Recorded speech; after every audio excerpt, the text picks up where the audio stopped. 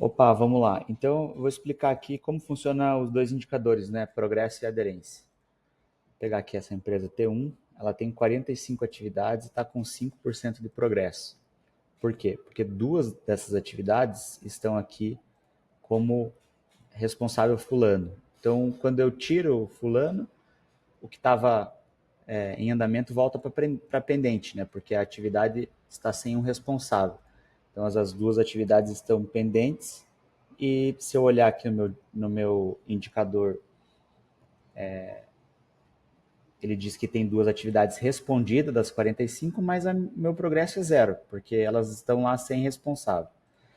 Quando eu venho aqui no diagnóstico e digo, né, essa atividade aqui eu preciso revisar ela, significa, gerou um plano de ação para aquela terceira atividade, tá? Se eu vier aqui e eu quiser gerar pendência, né, revisar todas, eu tenho um atalho aqui, ó, todas como revisar. Aí, aqui no meu plano de ação, agora estão as 45 atividades, tá? Só que essas 45 atividades, elas estão com o status pendente. Então, ou seja, a atividade está com o status pendente quando não existe um responsável por ela. Quando não existe um responsável pela atividade, ela não vai ser executada. Então, o progresso, ou seja, as orientações dadas aqui pelo consultor, é zero. Se eu venho num plano de ação e falo assim, a nomeação do encarregado, o responsável é o fulano. Então, fulano, você é responsável. Como que você vai nomear? Né? Então, termo de nomeação e colocar no site.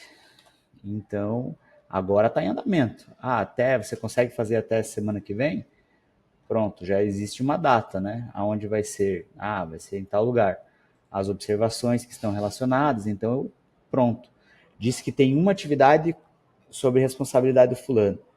Quando eu olho os indicadores aqui agora, de progresso e de aderência, ele diz que o progresso agora é 3%, né? Porque 45 divididos pela quantidade de atividades ali dá 3%. Então, cada vez que eu seleciono uma pessoa responsável por uma tarefa, ela sai do pendente, passa para estar em andamento e aumenta o meu grau de maturidade.